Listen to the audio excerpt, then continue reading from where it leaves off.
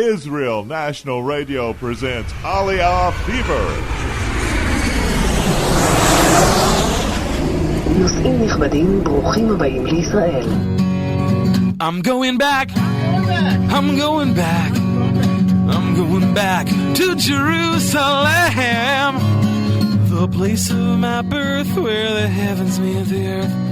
Back to Jerusalem.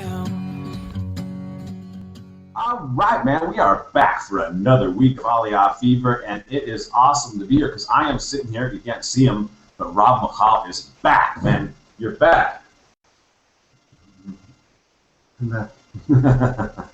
He is back, and he is better than ever. I'm telling you, it is to have Rob Michal back.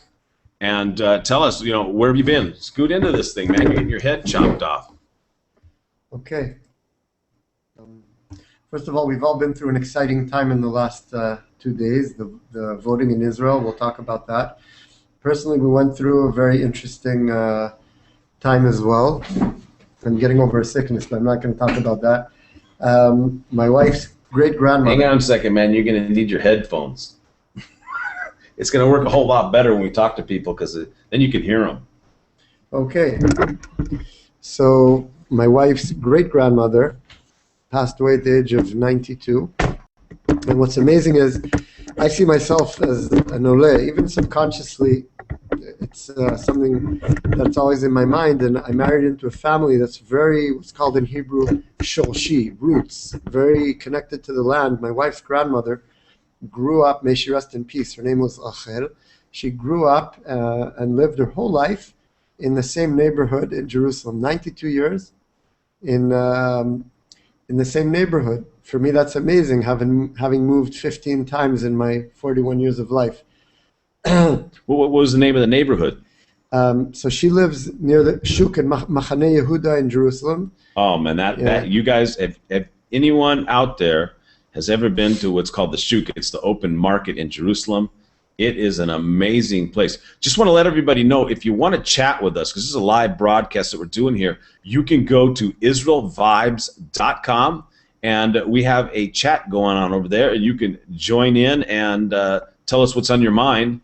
Also, if you want to come into the Hangout that we're doing, because we do this now on Google Hangouts, we can help you out with getting in, and you can be one of our guests. It'd be awesome.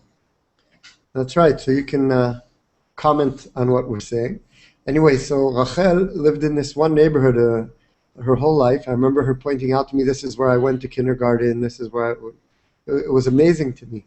And she passed away on the night of the elections, the night before the elections. And we drove down from the Golan to Jerusalem to attend the funeral. And it was an amazing experience because all of the extended family was there, and her great-grandchildren already, some are in the army, and they come from all spectrums of the Israeli politics. And I was thinking to myself, isn't this amazing? If we would meet in the voting polls, how would we be relating? If I met a person who was voting in the exact opposite of what I was voting, I probably would have a lot to argue with him about. Hopefully in a very positive manner. We talk favorably to each other without any negative tones. However, we'd have strong contestment, we'd be arguing. And yet, when we were all there was such unity, not just because of, I was thinking about it, it's not just because the point that united everyone, the great-grandmother passed away, but because we're all family. And in the end, whoever votes for the left, whoever votes for the right, we're all part of one family. If only we could feel that we're all part of one family, I think our situation would be much better. It's good. Our situation is better than it was in 2,000 years. And it can be much better. All we need to do is unite. Well, I think you see a lot of that because we just did the broadcast for the pre-election special with David Lev and Ellis Schumann. We were co-producing that. And part of that show had a unity statement from all the different parties that were presenting there. And like you say, it was like one big family, but you could feel at the end of the event when everyone was talking about the unity and they had to take off their political hat and they just became Jews living in the land of Israel and brothers and sisters. They all had such beautiful things to say, and it was in fact when we ended the broadcast, something amazing and wonderful happened. There was the representative of Shas, which his name is Shem Tov Menachem, and there was the representative of Meretz, which was Laura Wharton. And it turned out that the Uri Banks from Bayit Yehudi, he said goodbye, and this was after we ended the broadcast, and we waved goodbye, and Laura and Shem Tov were still in the hangout, and when he left, they were actually right next to each other, and Shem Tov picked it up real quick, and he says, who would have imagined someone from Shas and Meretz sitting together in the same place? He says, I'm going to make history right now, and I am going to put my hand out, and I'm going to shake the hands with the woman from Meretz. Now, virtually. Yeah, this is virtually. Now, the reason Rav Michal says virtually is because, tell him why that's real significant. Well, we can start by a story let's start with the halakha, the law. According to Jewish law, not just married, all men should avoid contact with any woman except for their mother, their wife, their daughter, and women that are not family especially. And therefore, even handshaking is not seen in a positive light if it can be avoided. Obviously, if you're talking about a situation where someone will be embarrassed because they're not aware of this, then consideration that can be taken into consideration. But there are different halachic rulings regarding the situation. So I'm sure Shem Tov, who's a Shas representative, would not have, in live reality, compromised his values and shaken the hand of a woman who he's not married to.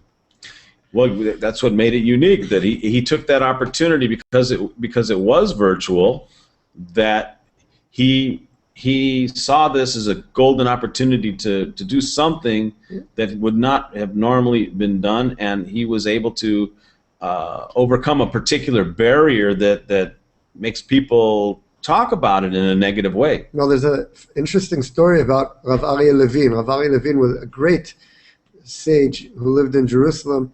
He still is. The books written about him, very well known for his acts of chesed, of kindness, and he was a great Torah scholar as well. He lived at the time for many years, including the time of the establishment of the State of Israel, and he helped out the underground against the British. And there's a story about him and a woman who came into... I think we got somebody popping in here, man. Oh, wow. Oh, there's Ben.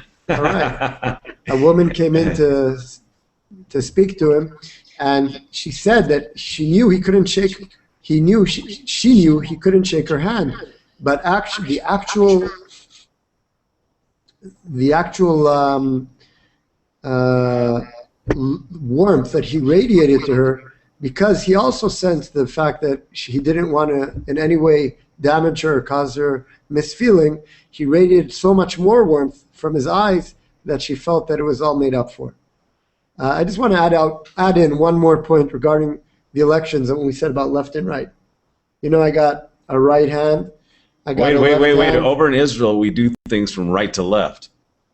Right to left, yeah. That's right. We write from right. In fact, we're going to be producing a new show with David Lev and Ella Schumann. We're calling it Right to Left, and it's going to be a political spectrum that's going to be discussing right to left and left to right and all the way to the center. It should be pretty exciting. In fact, I think tonight we're going to have David Lev, who is normally our newsman, our news and views man. He's going to be talking to us about some of that as well. But, okay. You know, go ahead. It was a great show.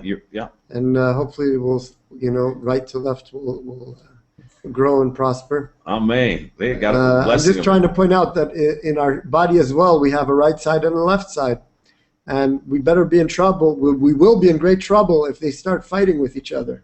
Right? The right hemisphere and the left hemisphere are responsible for different functions in our brain. And that's how God created the world. You know, there's a man and a woman. They're not similar. They're different natures, and that's the way God wanted it, and that's good, and we're happy with that. And we come together, we marry the opposite of us, a woman, and a woman marries a man. And in that way, we complete ourselves. And the right and left, if we learn to work with each other in the proper way, I won't say the right way, then it looks something like this. Here, watch. I want to give you an example. If I want to connect two pieces of wood together, there are two ways of connecting them. I'm going to use my hands as an example. This is the advantage of having video broadcasts. Hey, is this going to be like one of those kung fu moves, man? No.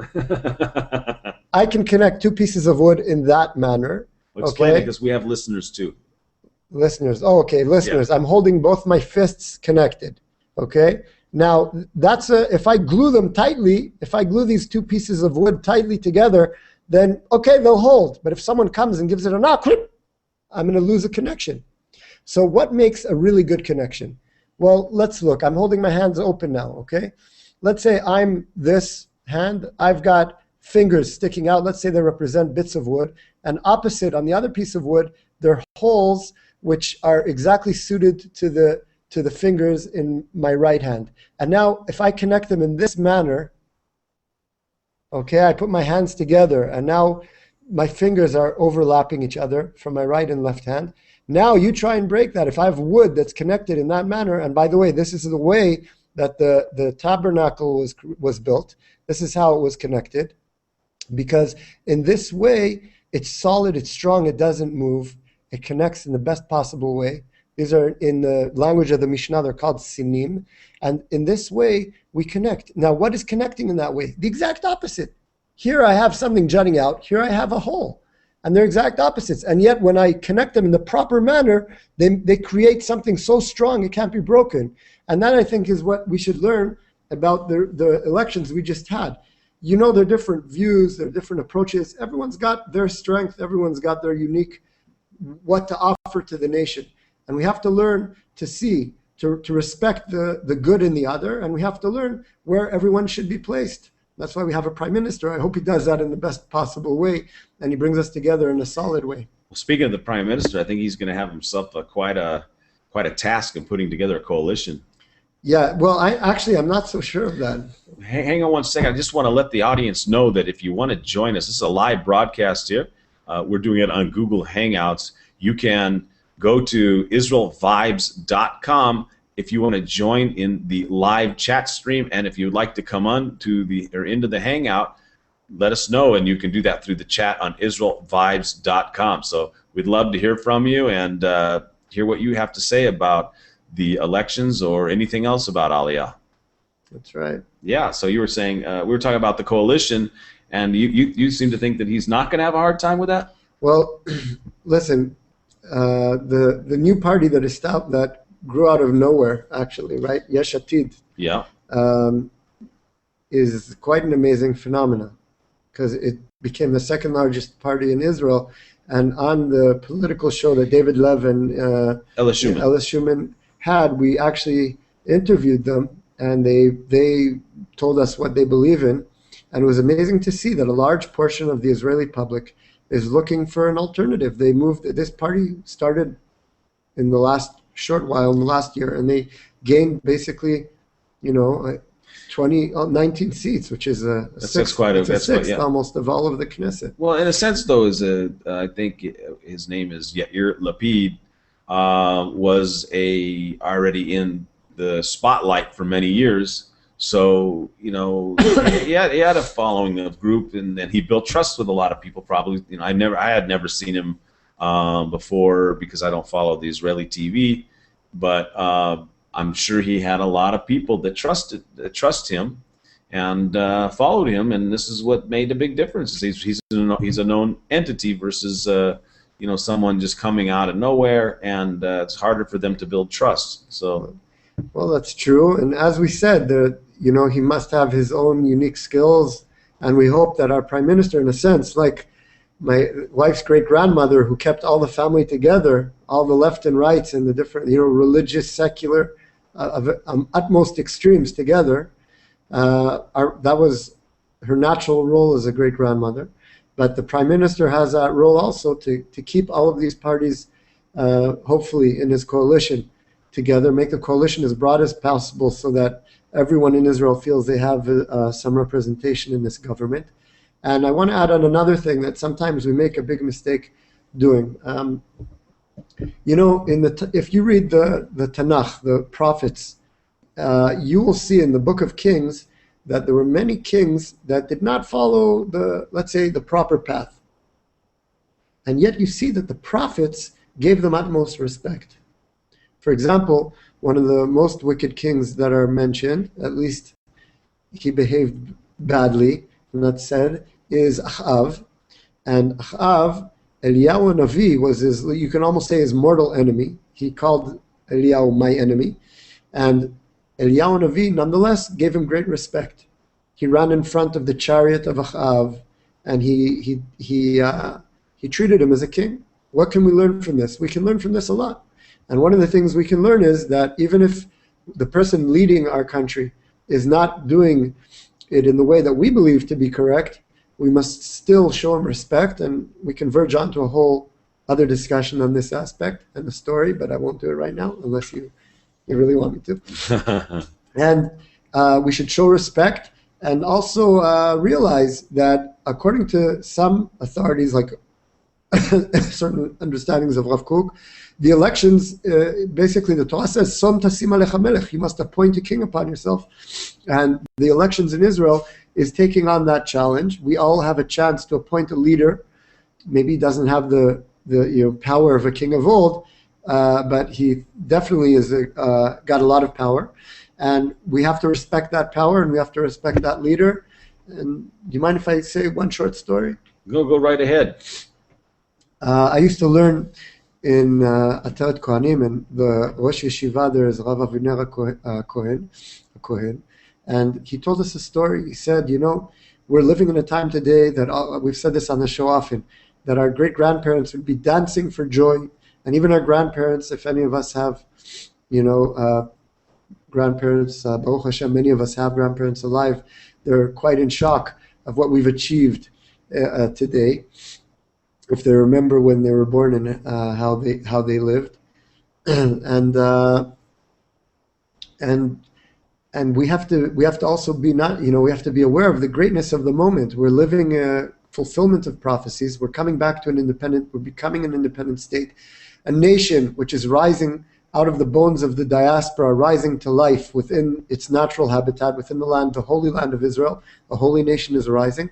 And when you grow up, you pass different stages, but we have to recognize this amazing state that we're in right now, and dance for joy, for having the choice, the zchut, the merit to select our leaders and to take part in this great venture that we're in right now. So I said a story. It runs away. I don't understand I don't remember what I wanted to say, so I'll pass it on to you. Oh, you leave it to me, huh? So, always. Oh, uh-oh. I've spoken enough. Uh-oh. Now we're in big trouble here. I was thinking about there's also a possibility that Netanyahu might lose his premiership if he can't put this coalition together, because I do believe he has a tough job ahead of him. On one side, we have, hey man, we're getting a phone call here, man. Maybe it's a viewer. I don't know. It might be my wife. I think it is. Hello. Hi there. You're on air right now. Oh, hi. This is my holy wife. This is Yocheved. Say hi, Yocheved. Hi. Hi, Yocheved. Hi, how are you? Baruch Hashem, doing well. Baruch Hashem. Yeah, but we were just talking about the elections, and the funny thing was we did that election series, and because of that, and it was in English, my wife had an opportunity to be able to hear the different party representatives that she had never heard before, and she actually changed who she wanted to vote for. Isn't that right, sweetheart? That's right. Yeah. Hashem, you did a great job. I was very proud. Oh, thank you. And I really appreciate all those that had come into the virtual Israel and spoke about their parties. Oh yeah, it was good, wasn't it? It was very great. And they did. The people were very, I would say, from what we had seen in some of these other events where maybe the outcome wasn't so nice. We saw for sure that in the event that we had, the people, they behaved themselves nicely. You saw the unity right there. Yeah, it was amazing. Right. It was amazing. So you have anything to tell the world out there about making Aliyah? Yeah, now's the time. Not to wait. Now's the time to come home. That's right. Don't even look back, huh? Okay. We'll speak with you later. Lehitraot to everyone. All right. Love Bye, you. Bye-bye. Bye. Always good to hear some support. That's right. Yeah. And who can support us if not our wives? It's a very important thing to have your wife on the same page with you for making Aliyah. Sometimes that's a real difficult situation. I know a few people that would like to make Aliyah, a few men, but their wives don't want to make Aliyah, and there's other situations where the husband doesn't want to make Aliyah. So it's good if you guys out there, one of you does not want to make Aliyah, then straighten that out and and change that and decide that you're going to make Aliyah. Then the both of you are going to get over here a lot faster. You know that? That's right. Yeah. We don't want to affect shalom bayit situations like peace in the house. We'd be happy to mediate. If you want to call Avam or myself, we'll be happy to mediate between you and prove to you that it's best to come to Israel. So the one hearing the show should, obviously it's pro-Israel, Aliyah. Give us a call. We'll take you on live and you can speak. That's right. Listen, online. Those that would like to, that are listening to the broadcast, the simulcast, if you'd like to come and join us in our hangout, or you'd like to communicate with us, you can go to israelvibes.com, and we have our chat open there, and you can communicate and speak to us. And in a moment here, we're going to have to break off for commercial, and then we're going to be coming to our next half, where we are going to continue our conversation. And if anybody wants to come and join us in this conversation, please do. All right, so we're going to be taking off to our commercial. Just give us a moment here, and we're going to do that. So here we go. All right, hang on to your seats while I get this thing going. Get this thing working.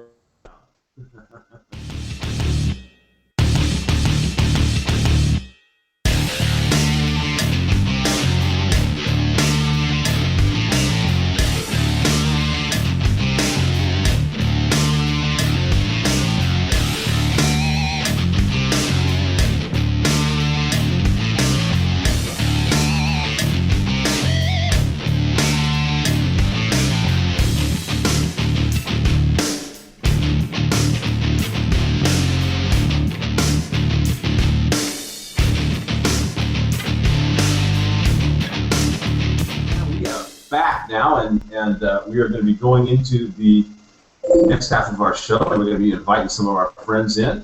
So just hang tight right here while we're going to do that. Hold on. Now, there we go. We're going to get them in. We have. That's right. We're going to have Sam. David Lev. Yeah. Just 1 second while we work this out. Okay. Here we go. All right. Hang on. Let me invite Sam.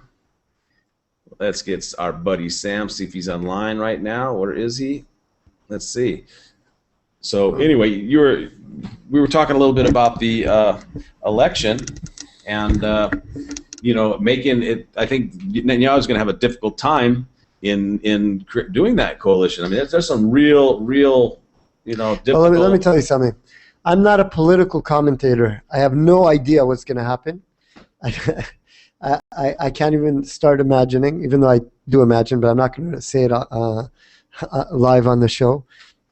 But one thing that I think we have to acknowledge is that when you're at the top of a system like the Israeli government, I mean, it must be a very high-pressure system, and chances are that he's got access to much more information than we do, and the decisions he makes are based on. Let's say we're not aware. We can't really. We don't. Who's here? Hey, Sam, how you doing? Welcome back. Yeah, he's looking good there, man. Looks like he's got like a turtle. Can't hear you, Sam.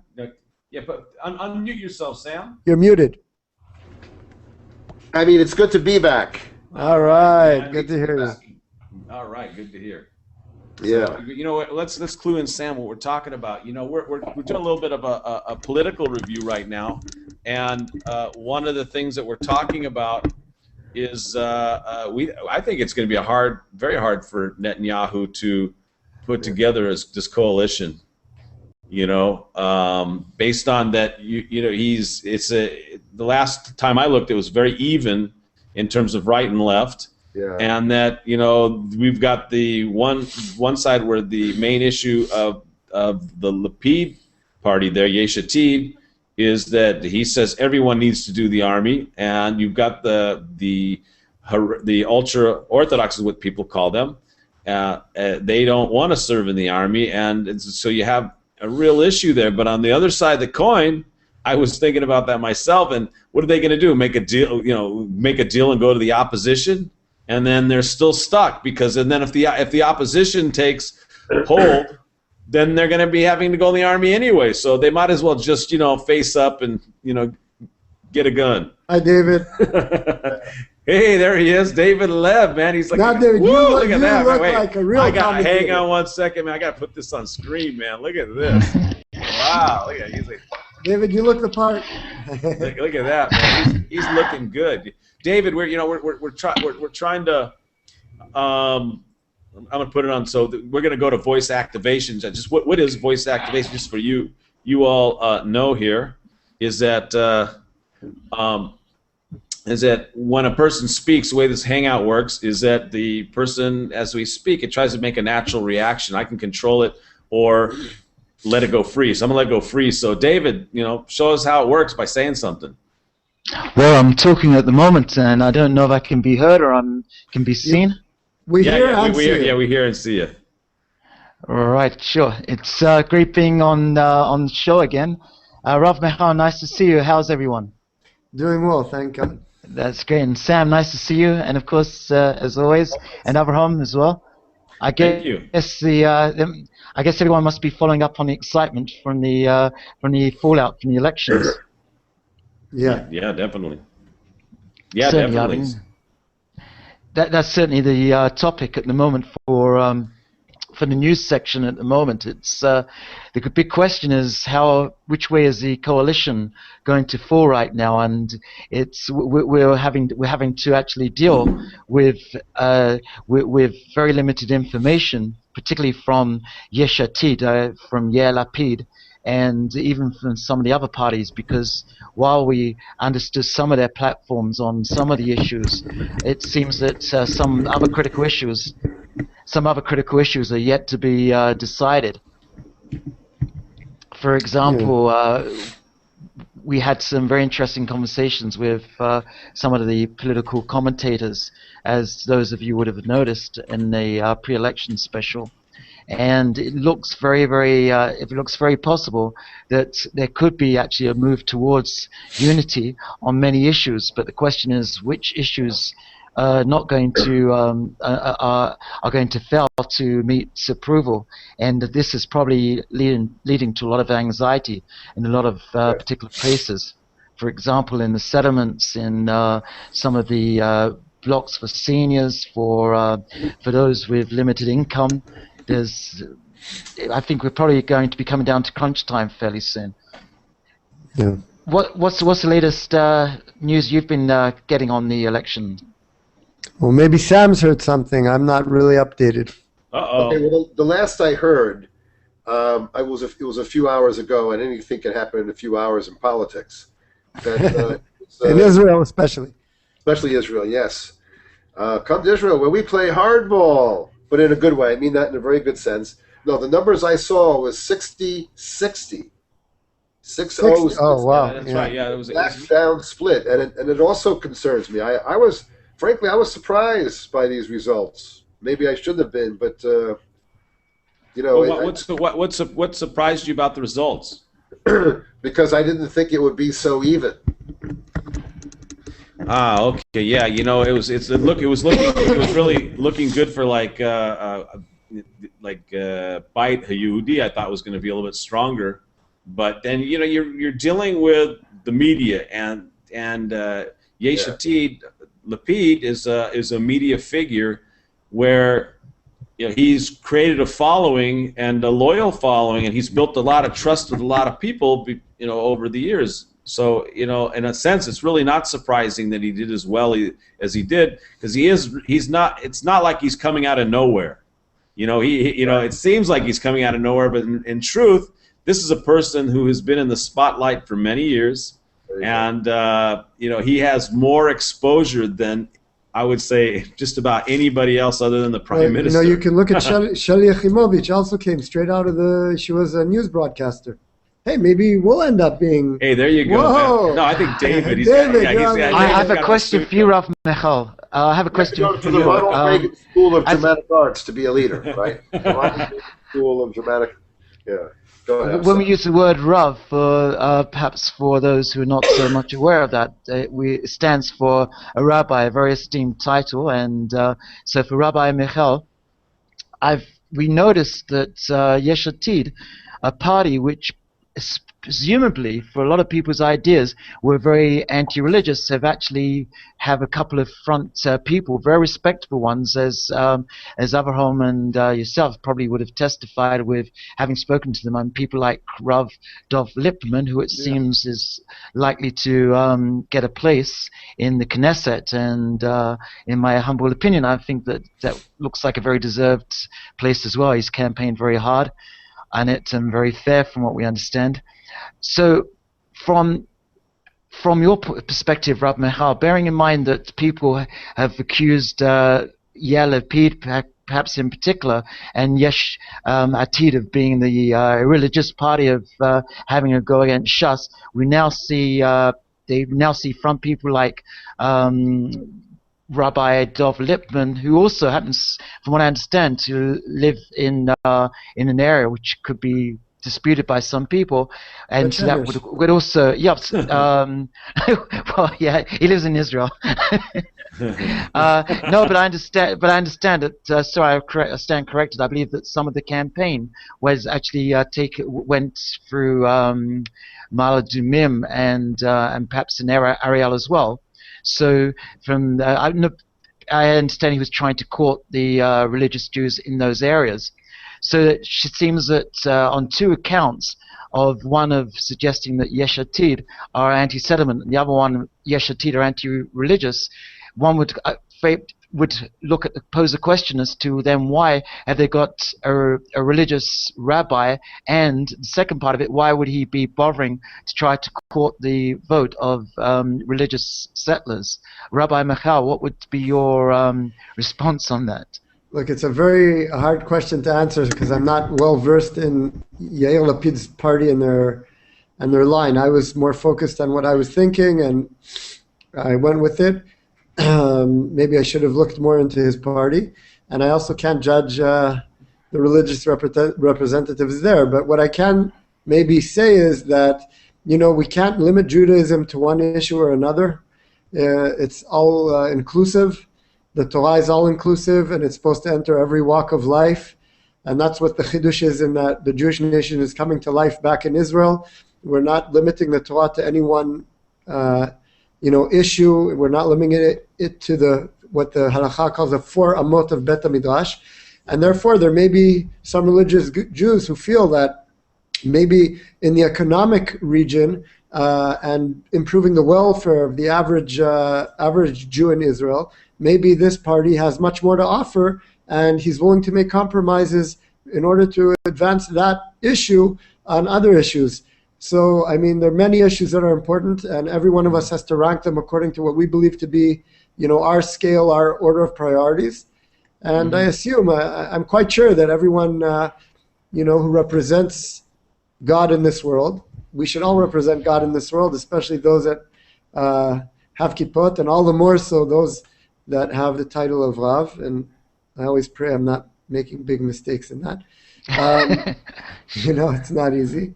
That we don't, we represent God in the right way, and never, chas v'shalom, make compromises on fundamental things that we believe to be the most fundamental issues for us for the wrong reasons. There's certain issues which, the Torah calls yehareg ubal ya'avor.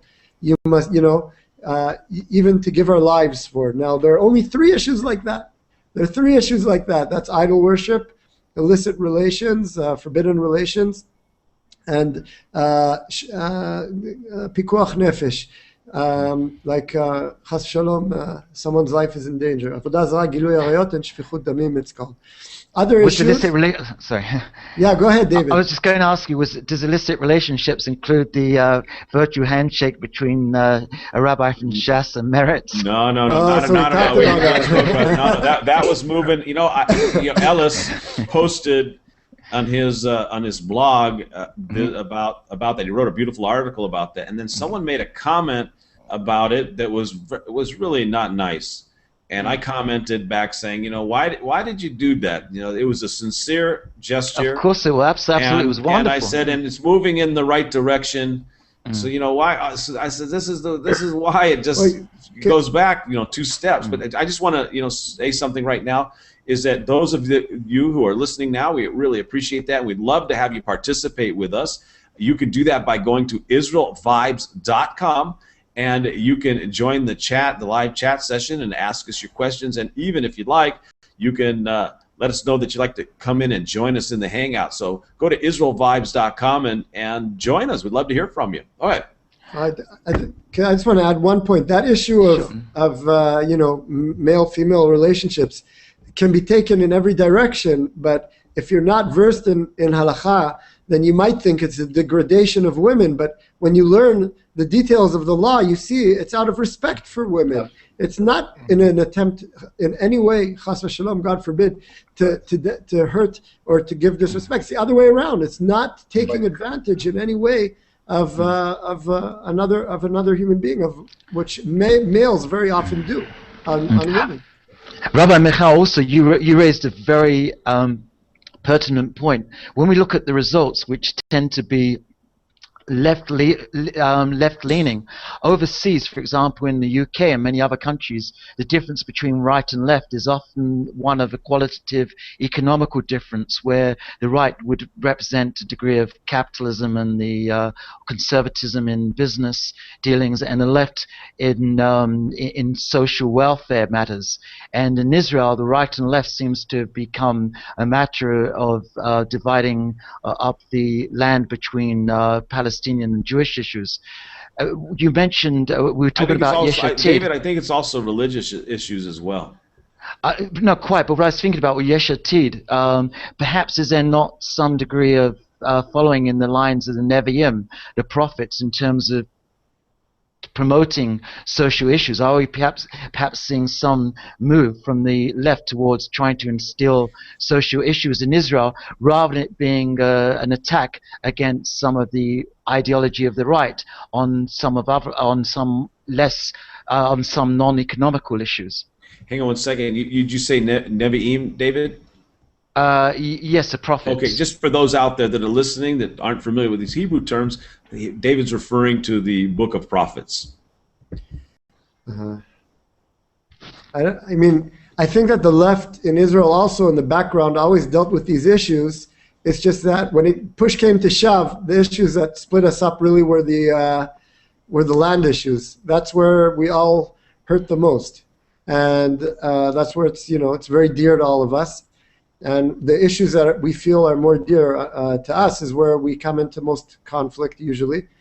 I mean, Sam, you can back me up or contradict me on that. But I think that in the end that's why it came out. But maybe we can say that we're moving on and in developing in a direction which is more social. I hope that's the case. It's positive, not in order to make the other issues less important, but definitely it's a positive thing to have the welfare of the nation in mind, also in economic ways. Well, you see, here's the other thing too, that at some point, in fact, I've observed in some situations where this principle I'm about to say is interwoven in the educational system. Bottom line, we as a nation, as Jews living in the land of Israel, should not feel guilty about being alive. Okay, nobody did us any favors. Yeah, well, we gave you the land. What more do you now? Now you want. You see, we're going to get framed and blamed. You see, this is the point where, well, okay, we have to tiptoe around. It's a victim mentality. If we were going to look at Israel as a modal type personality, and I mean this, don't get me wrong. I'm not trying to be negative here. As a modal personality, as almost an archetype, we're dealing with a victim who's been abused and smashed and torn apart in the worst possible way for millennia. And now we come back 60 plus years. This is part of the recovery. We're getting better. We have more water now than in a week than we had in a year. Things are starting to pick up. Now let's hold on to that. Okay, let us. I'm no theologian like the dear rabbi here, but let us not fall prey to the ill reports. Okay, this mixture between the left and the right, whatever, that it shouldn't frighten us. Okay, because again, to get a little theological here, we know really who's got his hand on this country. We know who's in control. It shouldn't frighten us. It may work to our benefit. Who knows? We may go ahead and continue to build, maybe not as quick, and the world, they're going to have to come up with some other excuse like, well, hey, they got all the people, they got all opposition, they all unite. Well, gee, now what are we going to do now? You see, so we can't be accused of this dictator-type, falafel-type republic thing if we have this kind of real democratic thing going on. I don't know, maybe there's some wisdom in here that needs to be unfolded, first. But first and foremost, in putting our dear nation on the couch, and I mean this with love and affection, let's not feel guilty about being alive. We're not victims anymore, we're victors. That's right. Okay. I think that, David, there's another issue also that, has to be addressed, because we were all saying that the left and right are equal here, but I mean, maybe I'm wrong in pointing this out, but did you notice how many Arab seats there are in the Knesset? So when we say it's an even left and right, I think that has to be added in, because it is, it's a democratic state, and we give the right of vote to every citizen. But it's important to note that the majority of the Jews in Israel apparently do tilt more in one direction than another. That's a very good point, Rav Michal. Even one of our guests, I believe it's Laura Wharton from Meretz, she pointed out that Israel is a country not only of Jewish citizens but also non-Jewish citizens. There's the Druids, that's something else. The Drusim, there's Bedouin, there's even within the Arabs, there's different Arab blocks as well. And of course, there's Christian Arabs. There's, I believe, the majority of Sunni Arabs, if I'm not mistaken. And the very fact that some of them are actually on a ticket on Israel would seem to contradict their having being representative of a Palestinian Arab mentality, because they're taking their place within an Israeli Knesset, not a Palestinian one. One can only wonder as to what is their motives for actually standing for an Israeli Knesset, and what would be their motivation in terms of how they're going to represent their respective electorate.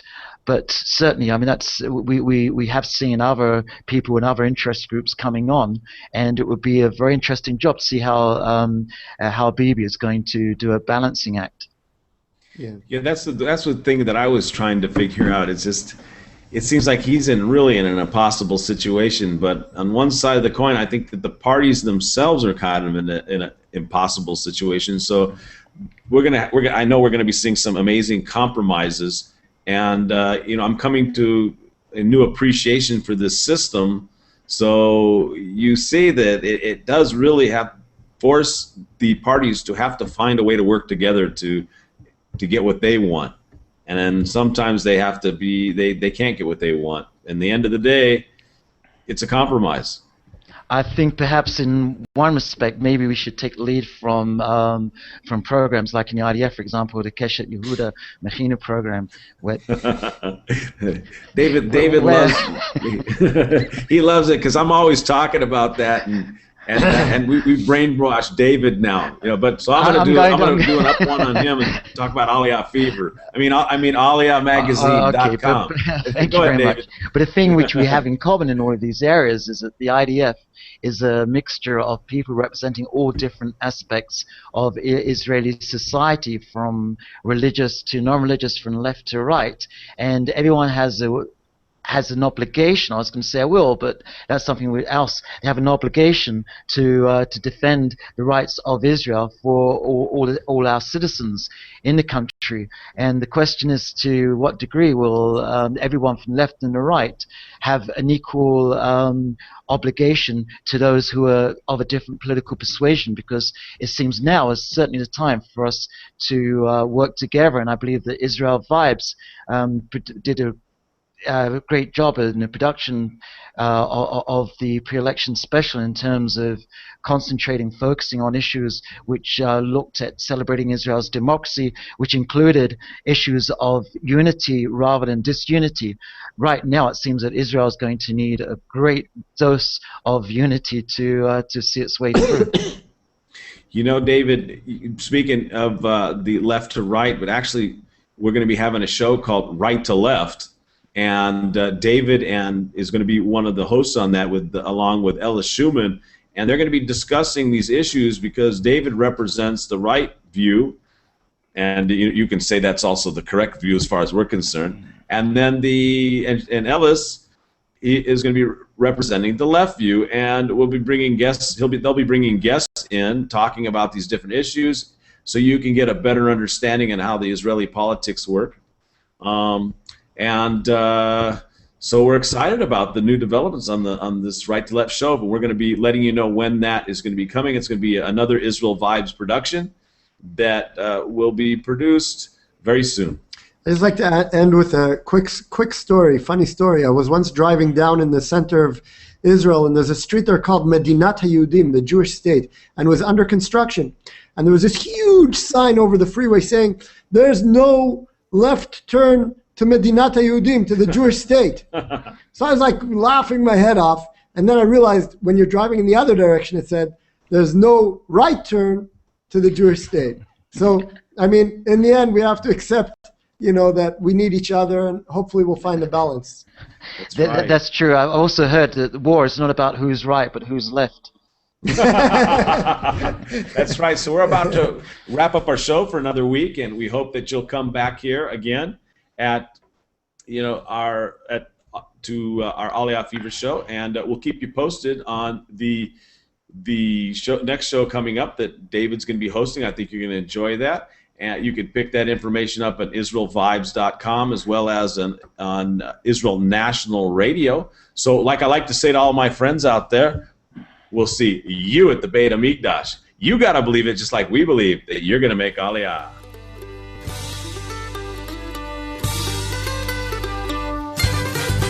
I'm going back. I'm going back. I'm going back to Jerusalem. The place of my birth where the heavens begin. I'm going back to Jerusalem. I'm on my way. I'm on my way. I'm on my way.